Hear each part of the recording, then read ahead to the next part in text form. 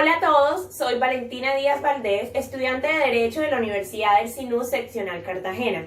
En esta oportunidad vamos a hablar de un tema que seguramente todos han escuchado en algún momento de su vida, que es la Reforma Protestante. Para poder explicarlo de una manera clara y concisa, vamos a responder 5 preguntas respecto al tema. Martín Lutero fue un teólogo de origen alemán que nació el 10 de noviembre de 1483. Lutero se caracterizó porque todas las ciudades que visitaban iba defendiendo sus opiniones. Fue por esta razón que fue perseguido hasta cierto punto por la Iglesia Católica. Este padre de la Reforma Protestante estaba en contra de todas las corrupciones realizadas por la Iglesia Católica y por eso quería acabar con todo esto con su Reforma Protestante. Fue por esta razón que la respuesta de la Iglesia Católica fue una contrarreforma a la Reforma Protestante creada por Lutero. Hola a todos, soy Valentina Díaz Valdés, estudiante de Derecho de la Universidad del SINU Seccional Cartagena. En esta oportunidad vamos a hablar de un tema que seguramente todos han escuchado en algún momento de su vida, que es la Reforma Protestante. Para poder explicarlo de una manera clara y concisa, vamos a responder 5 preguntas respecto al tema. Martín Lutero fue un teólogo de origen alemán que nació el 10 de noviembre de 1483. Lutero se caracterizó porque todas las ciudades que visitaban iba defendiendo sus opiniones. Fue por esta razón que fue perseguido hasta cierto punto por la Iglesia Católica. Este padre de la Reforma Protestante estaba en contra de todas las corrupciones realizadas por la Iglesia Católica y por eso quería acabar con todo esto con su Reforma Protestante. Fue por esta razón que la respuesta de la Iglesia Católica fue una contrarreforma a la Reforma Protestante creada por Lutero. ¿Qué es eso de la Reforma Protestante? La Reforma Protestante fue un movimiento religioso surgido en Alemania en la segunda década del siglo XVI, como ya lo habíamos dicho anteriormente, liderado por Martín Lutero. Este movimiento religioso estaba principalmente en contra del poder de la Iglesia Católica y el Papa.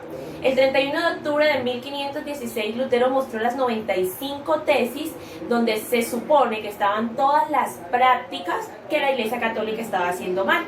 Fundamentalmente estaban en contra de la venta de indulgencias y este movimiento fue apoyado por la nobleza. Es muy importante que ahora precisemos y tengamos en cuenta cuáles fueron las causas principales de esta reforma protestante.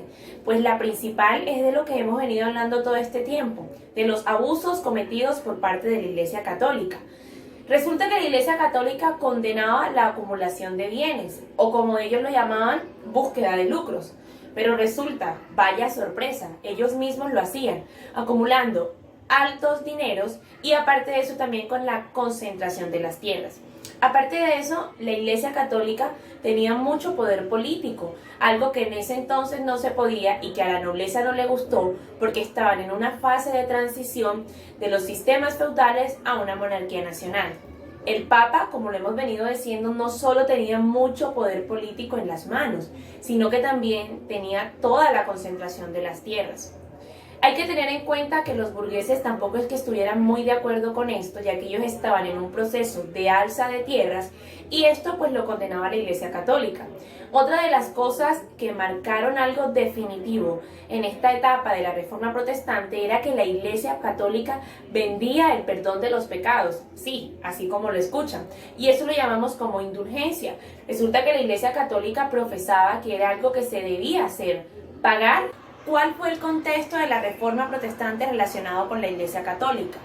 Para poder responder a esta pregunta, vamos a irnos unos años antes de que surgiera todo esto de la Reforma Protestante y nos vamos a dar cuenta en qué contexto está la Iglesia Católica relacionado con la Reforma Protestante.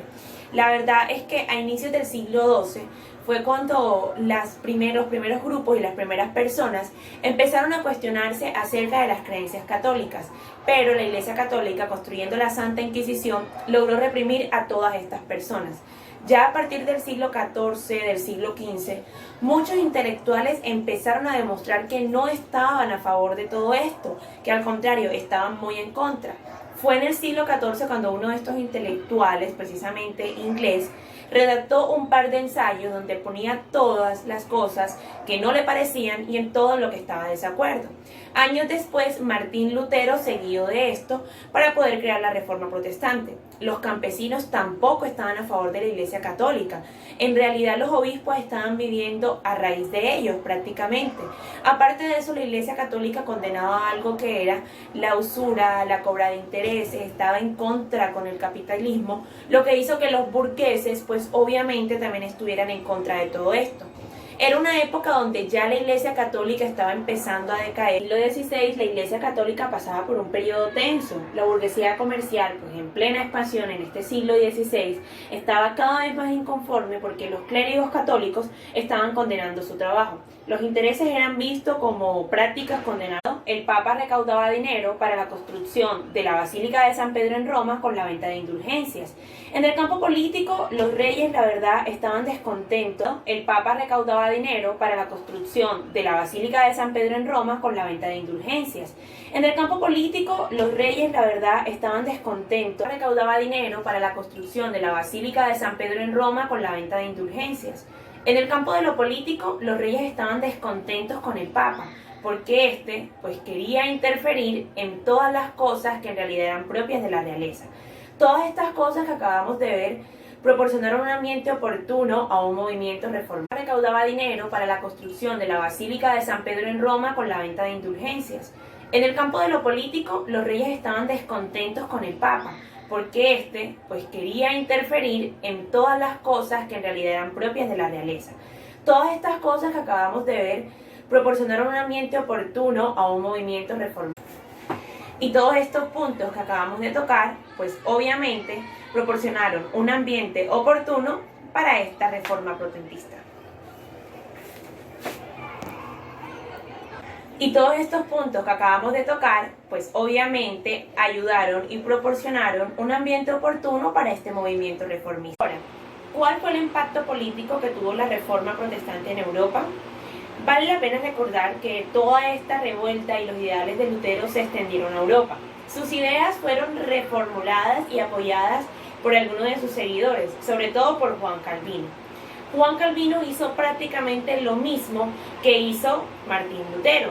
Fue apoyado por los burgueses, por los banqueros, y del impacto político que tuvo todo este apoyo es que en realidad ya la Iglesia Católica no interfiriera en los asuntos políticos de los monarcas, es decir, que le restara importancia a la Iglesia Católica, que ya la Iglesia Católica no tenía el poder. Ahora vamos a resolver nuestro último interrogante.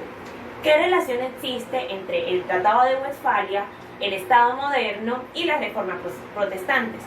Sabemos que el Tratado de Westfalia fue la paz que en 1648 dio fin a la Guerra de los 30 años. Ahora, ¿qué relación esto tiene con las reformas protestantes? Una de las consecuencias de la reforma protestante fue la guerra entre religiones, que siguió por muchos años.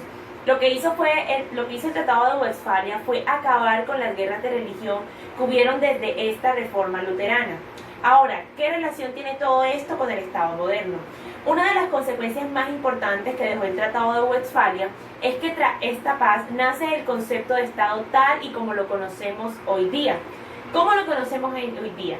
El Estado será una forma política en un determinado territorio, el cual ahora vamos a resolver nuestro último interrogante. ¿Qué relación existe entre el Tratado de Westfalia, el Estado moderno y las reformas protestantes?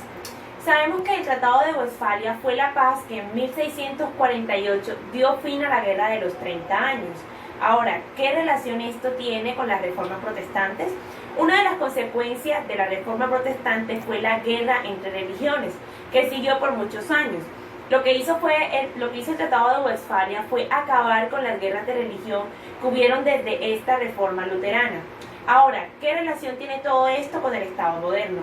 Una de las consecuencias más importantes que dejó el Tratado de Westfalia es que tras esta paz nace el concepto de Estado tal y como lo conocemos hoy día. ¿Cómo lo conocemos hoy día? El Estado será una forma política en un determinado territorio, el cual es prácticamente lo que hizo el Tratado de Westfalia, es sentar las bases y los fundamentos sobre lo que hoy conocemos como Estado moderno. Estado, nación, soberanía.